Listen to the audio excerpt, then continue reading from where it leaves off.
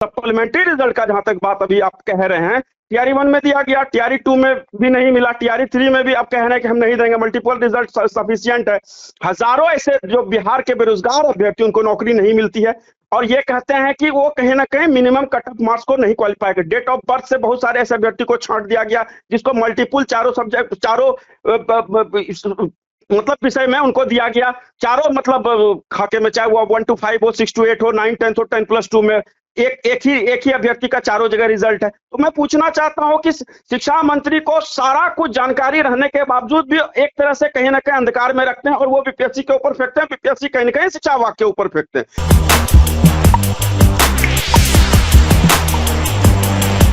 नमस्कार, मैं हूं अनुकुल तिवारी और आप वॉइस अब देख रहे हैं। देखिए, जो शिक्षक अभ्यर्थी बंटी हैं उनको फोन घुमाने जा रहे हैं और फोन पे बातचीत करने जा रहे हैं।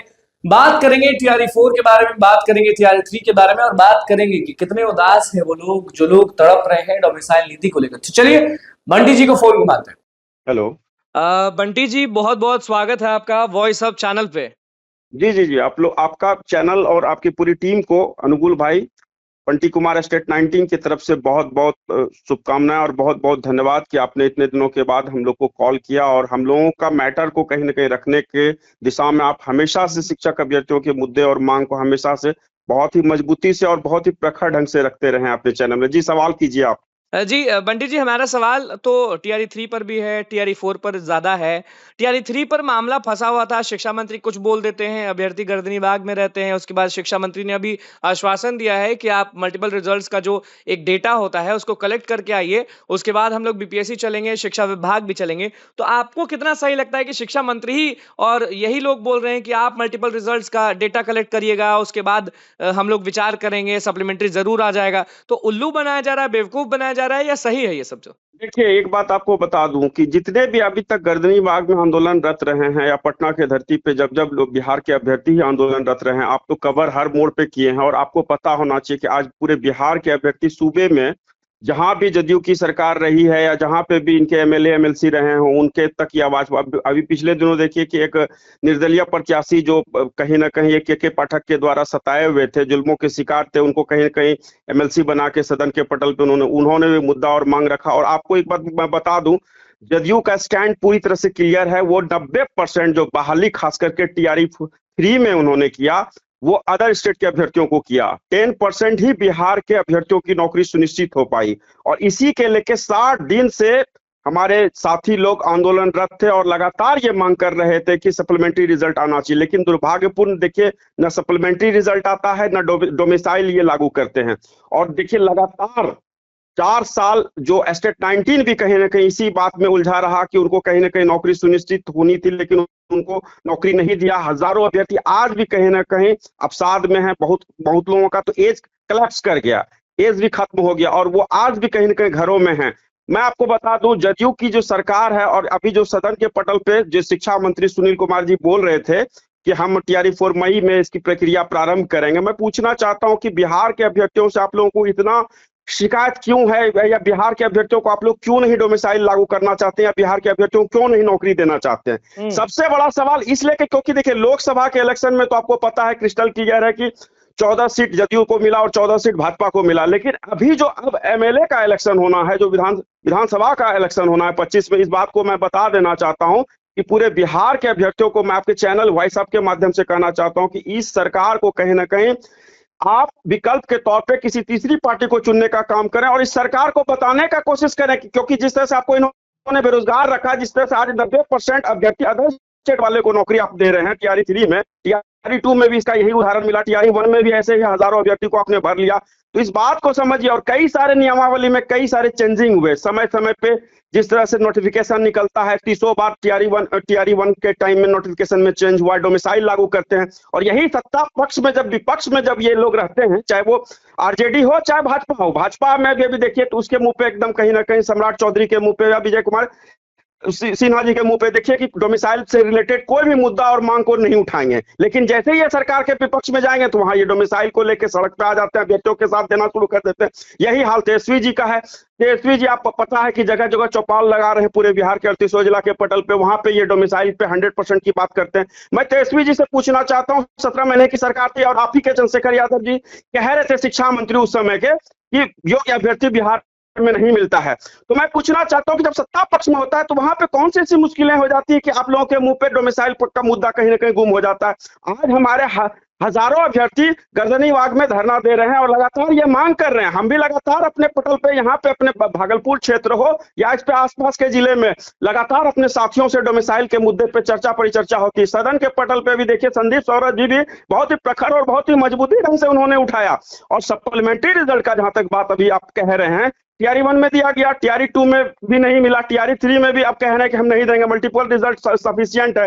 हजारों ऐसे जो बिहार के बेरोजगार अभ्यर्थी उनको नौकरी नहीं मिलती है और ये कहते हैं कि वो कहीं ना कहीं मिनिमम कट ऑफ मार्क्स को नहीं क्वालिफाई कर। डेट ऑफ बर्थ से बहुत सारे ऐसे अभ्यर्थी को छांट दिया गया जिसको मल्टीपल चारों सब्जेक्ट, चारों मतलब विषय में उनको दिया गया, चारों मतलब खाके में, चाहे वो 1 to 5 हो, 6 to 8 हो, 9 10 हो, 10+2 में एक ही अभ्यर्थी का चारों जगह रिजल्ट है। तो मैं पूछना चाहता हूं कि शिक्षा मंत्री को सारा कुछ जानकारी रहने के बावजूद भी एक तरह से कहीं ना कहीं अंधकार में रखते हैं और वो बीपीएससी के ऊपर फेंकते हैं, बीपीएससी कहीं ना कहीं शिक्षा विभाग के ऊपर फेंकते हैं और यही काम अभ्यर्थी आज तक कहीं ना कहीं उलझते रहे और जिसका दुर्भाग्य नहीं दुष्परिणाम। बंटी जी, कहीं ना कहीं अभ्यर्थी बहुत भावुक हैं और भावुक होकर ये कहते हैं बार बार कि टीआरई 4 में अगर डोमिसाइल नीति लागू नहीं होता है तो फिर क्यों हम वोट देंगे नीतीश कुमार को।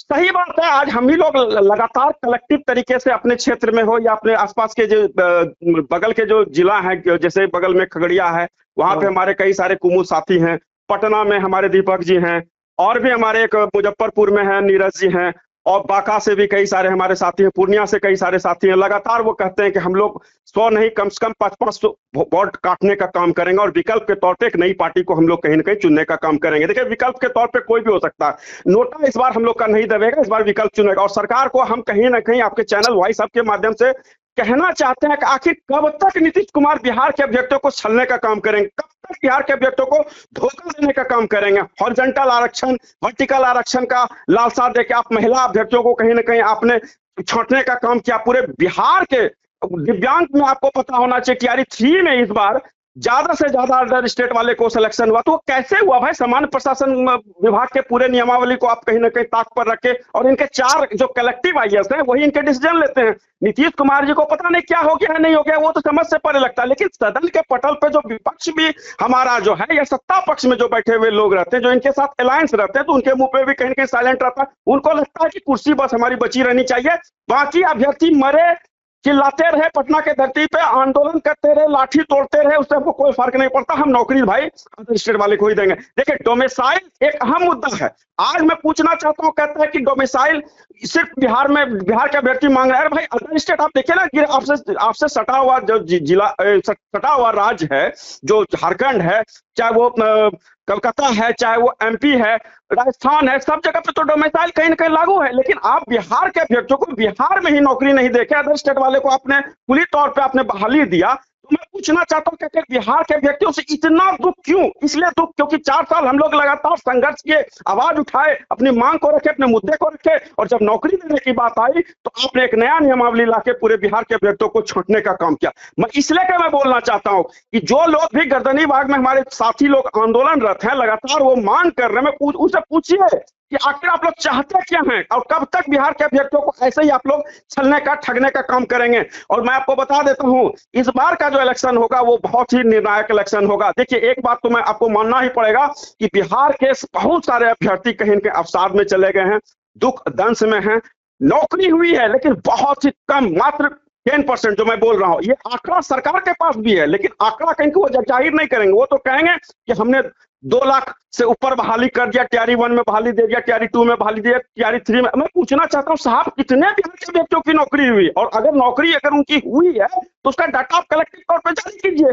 कि इतने जिले में यहाँ पे इतने लोगों को हमने नौकरी दिया। लेकिन सरकार के पास तो सारा आंकड़ा, लेकिन वही बहाली को बार बार रिपीट ऑन करते रहते हैं और अदर स्टेट वाले अभ्यर्थी को नौकरी देते हैं। देखिए ये इसलिए हम बोल रहे हैं कि हम लोग भी बहुत सारे ऐसे अभ्यर्थी हैं जिनका एज भी कहीं ना कहीं क्रॉस कर गया। टीआरई 2 में बहुत सारे अभ्यर्थी का एज जो है क्रॉस कर गया, टीआरई 3 में भी बहुत सारे अभ्यर्थी का एज क्रॉस कर गया। तो बहुत सारे ऐसे अभ्यर्थी हैं और आपको पता है कि हजारों केस अभी कहीं ना कहीं हाईकोर्ट के पटल पे पेंडिंग है। आप गुस्से में हैं या भावुक हैं? दर्द दिख रहा है, दर्द दिख रहा है। देखिए, दर्द क्यों नहीं दिखेगा? पूरे बिहार के अभ्यर्थी जब हमसे बात करते हैं, हम लोग लगातार कहीं ना कहीं संघर्ष, आपको पता है कि पटना के सड़कों पे या पटना के सचिवालय में या जहां भी हम लोग को मौका मिला ज्ञापन लगाए, लगातार हम लोग मांग किया और प्रपत्र हम लोग देते रहे। और आज भी हमारे बहुत सारे साथी प्रपत्र दे रहे हैं, कहीं ना कहीं कह रहे हैं शिक्षा विभाग से गुहार लगाने की सप्लीमेंट्री रिजल्ट साहब हमको दे दीजिए। लगता है कि वो भीख मतलब दे रहे हैं, सप्लीमेंट्री रिजल्ट मांग रहे हैं। तो सदन के पटल पे कहीं ना कहीं ये कलेक्टिव ओपिनियन आता है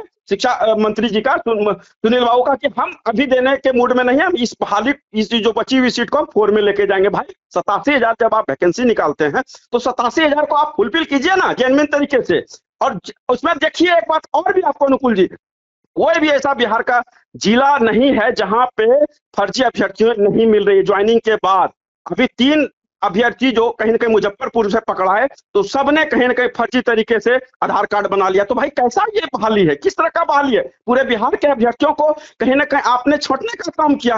भाई मेरा कहने का मतलब आप 10% दीजिए ना उसको लाभ, 90% तो बिहार के अभ्यर्थियों का, बिहारियों का। ये शिक्षा की बहाली जो होती है वो आपको पता है कि उसका कहीं ना कहीं अपना होम जो होता है, जहां से वो बिलोंग करते हैं, वो उनका एक कलेक्टिव होता है, उनका अधिकार होता है। लेकिन दुर्भाग्य है कि हमारी नीतीश कुमार जी और इनके जो अलायंस है, भी कहीं कहीं भाजपा है, वो भी कहीं कहीं मौनरत है। इस पे उनका कोई जवाब नहीं आता है। वो कहते हैं कि अभी ये विचाराधीन है, सोचेंगे विचारेंगे। भाई कब सोचिएगा? जब सारा बहाली आप फुलफिल कर ही दीजिएगा, शिक्षक बहाली 2/3 का रेशियो आप फुलफिल कर ही दीजिएगा, तो फिर बहाली कब होगी? 5 साल के बाद, 10 साल के बाद? तो तब तक में तो बहुत सारे अभ्यर्थियों का एज भी खत्म हो जाएगा। तो इसीलिए क्या अनुकूल भाई, आप ये जब भी जाते हैं, चाहे इनके प्रवक्ता नीरज कुमार जी एमएलसी, उनसे पूछिए भाई क्यों नहीं आप बिहार के अभ्यर्थियों को नौकरी देना चाहते हैं, क्यों नहीं उनका हक अधिकार देना चाहते हैं? और जो लोग आज तक पटना के सड़कों पे आंदोलन किए हैं, उनके हिस्से में तो दुख दंश ही आया। आज हम कहते हैं कि कई सारे हमारे साथी हैं जो बेरोजगार रह गए, चाहे वो उसमें अमोद किन्वर हैं, चाहे हमारे एक खुर्शीद जी हैं, कई सारे अररिया के भी बहुत सारे अभ्यर्थी हमको कॉल करते हैं। तो लगता है कि ये मुद्दा और मांग एकदम जेन्युइन है। पूरे बिहार के अभ्यर्थियों को नौकरी सुनिश्चित होनी चाहिए, और नौकरी इसलिए के सुनिश्चित होनी चाहिए क्योंकि उन्होंने उस चीज के लिए प्रयास किया, उस चीज के लिए 100% दिया। लेकिन दुर्भाग्य है कि सरकार की गलत नीतियों की वजह से आज कहीं कि वो घरों में है, बेरोजगार हैं, और कहीं ना कहीं अवसाद में जी रहे हैं, दुख और दर्द में जी रहे हैं। जी अनुकूल भाई। जी, बहुत-बहुत धन्यवाद बंटी जी, ये सारी चीज़ों को क्लियर करने के लिए। हम भी चाहते थे कि लोगों तक ये बात पहुँचे, इसलिए हमने आपको रिंग किया था।